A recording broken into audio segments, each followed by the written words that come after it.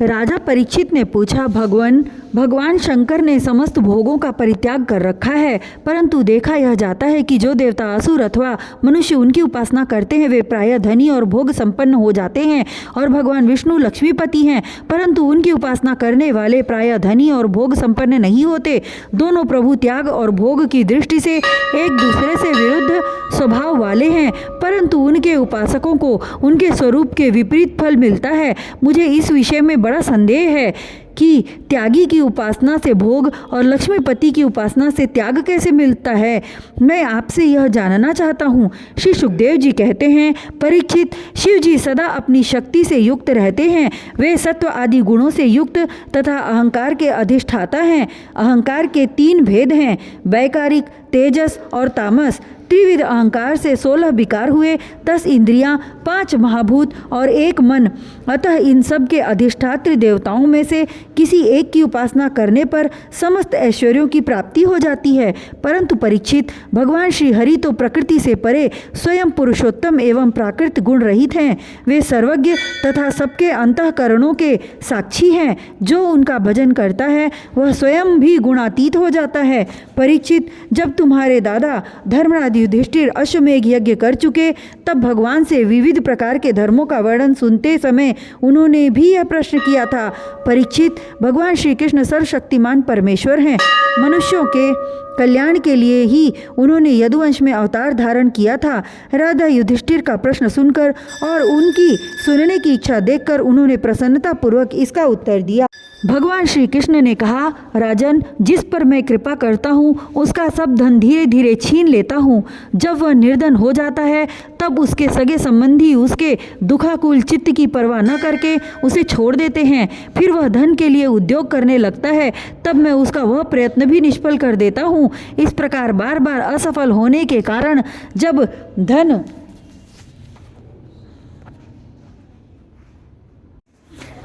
धन कमाने से उसका मन विमुख हो जाता है जब धन कमाने से उसका मन विरक्त हो जाता है, उसे दुख समझकर वह उधर से अपना मुंह मोड़ लेता है और मेरे प्रेमी भक्तों का आश्रय लेकर उनसे मेलजोल करता है। तब मैं उस पर अपनी अहेतुक कृपा की वर्षा करता हूँ। मेरी कृपा से उसे परम सूक्ष्म अनंत सच्चिदानंद स्वरूप परब्रह्म की प्राप्ति हो जाती है। इस प्रकार मेरी प्रसन्नता, मेरी आराधना बहुत कठिन है। इसी से साधारण लोग मुझे छोड़कर मेरे ही दूसरे रूप अन्यान्य देवताओं की आराधना करते हैं। दूसरे देवता आशुतोष हैं। वे झटपट पिघल पड़ते हैं और अपने भक्तों को साम्राज्य लक्ष्मी दे देते हैं। उसे पाकर वे उच्छृंखल, प्रमादी और उन्मत्त हो उठते हैं और अपने वरदाता देवताओं को भी भूल जाते हैं तथा उनका तिरस्कार कर बैठते हैं। श्री सुखदेव जी कहते हैं, परीक्षित, ब्रह्मा, विष्णु और महादेव ये तीनों शाप और वरदान देने में समर्थ हैं, परंतु इनमें महादेव और ब्रह्मा शीघ्र ही प्रसन्न या रुष्ट होकर वरदान अथवा शाप दे देते हैं, परंतु विष्णु भगवान वैसे नहीं हैं। इस विषय में महात्मा लोग एक प्राचीन इतिहास कहा करते हैं। भगवान शंकर एक बार बृकासुर को वर देकर संकट में पड़ गए थे। परीक्षित, बृकासुर शकुनी का पुत्र था। उसकी बुद्धि बहुत बिगड़ी हुई थी। एक दिन कहीं जाते समय उसने देवर्षि नारद को देख लिया और उनसे पूछा कि तीनों देवताओं में झटपट प्रसन्न होने वाला कौन है। परीक्षित, देवर्षि नारद ने कहा, तुम भगवान शंकर की आराधना करो, इससे वे तुम्हारा मनोरथ बहुत जल्दी पूरा हो जाएगा। वे थोड़े ही गुणों से शीघ्र प्रसन्न और थोड़े ही अपराध से तुरंत क्रोध कर बैठते हैं।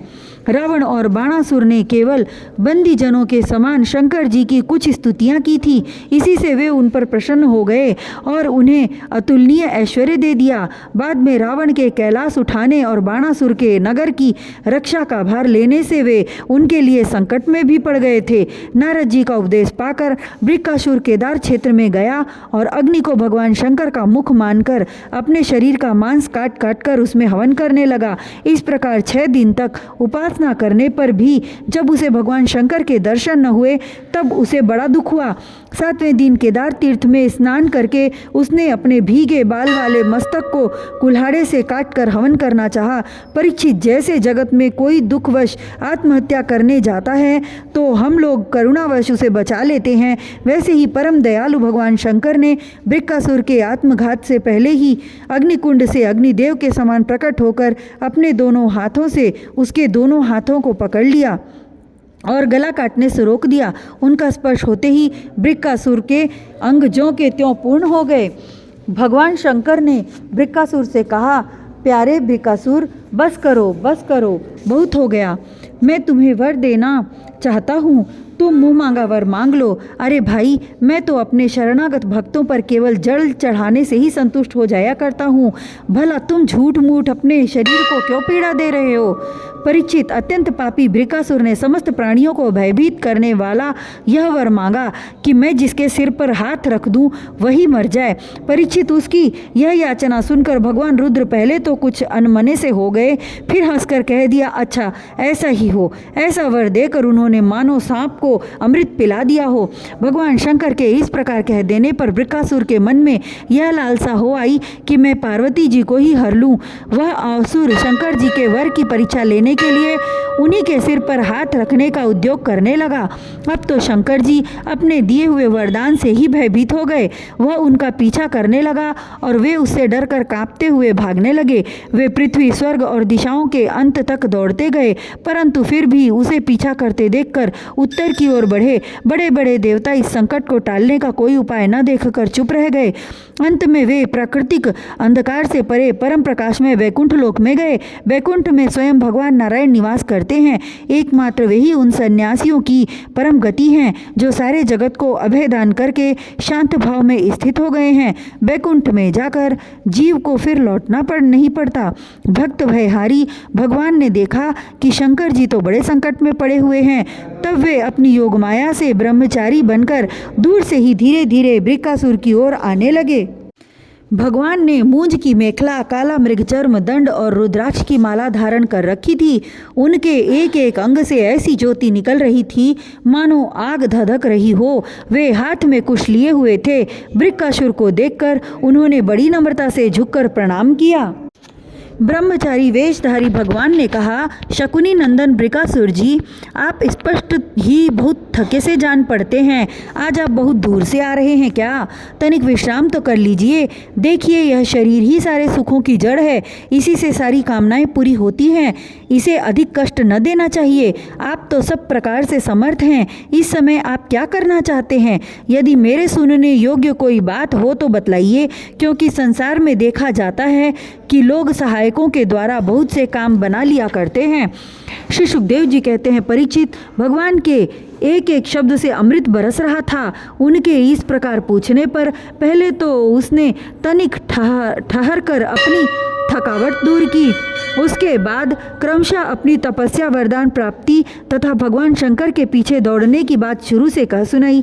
श्री भगवान ने कहा, अच्छा ऐसी बात है, तब तो भाई हम उसकी बात पर विश्वास नहीं करते। आप नहीं जानते क्या कि वह तो दक्ष प्रजापति के श्राप से पिशाच भाव को प्राप्त हो गए हैं। आजकल वही प्रेतों और पिशाचों का सम्राट है। दानवराज, आप इतने बड़े होकर ऐसी छोटी छोटी बातों पर विश्वास कर लेते हैं। आप यदि अब भी उसे जगत गुरु मानते हो और उसकी बात पर विश्वास करते हो तो झटपट अपने सिर पर हाथ रखकर परीक्षा कर लीजिए। दानव शिरोमणि, यदि किसी प्रकार शंकर की बात असत्य निकले तो उस असत्यवादी को मार डालिए, जिससे कभी वह झूठ न बोल सके। परीक्षित, भगवान ने ऐसी मोहित करने वाली अद्भुत और मीठी बात कही कि उसकी विवेक बुद्धि जाती रही। उस दुर्बुद्धि ने भूलकर अपने ही सिर पर हाथ रख लिया। बस उसी क्षण उसका सिर फट गया और वह वहीं धरती पर गिर पड़ा, मानो उस पर बिजली गिर पड़ी हो। उस समय आकाश में देवता लोग जय जय, नमो नमः, साधु साधु के नारे लगाने लगे। पापी वृक्कासुर की मृत्यु से देवता, ऋषि, पितर और गंधर्व अत्यंत प्रसन्न होकर पुष्पों की वर्षा करने लगे और भगवान शंकर उस विकट संकट से मुक्त हो गए। अब भगवान पुरुषोत्तम ने भय मुक्त शंकर जी से कहा कि देवाधिदेव, बड़े हर्ष की बात है कि इस दुष्ट को इसके पापों ने ही नष्ट कर दिया। परमेश्वर, भला ऐसा कौन सा प्राणी है जो महापुरुषों का अपराध करके कुशल से रह सके?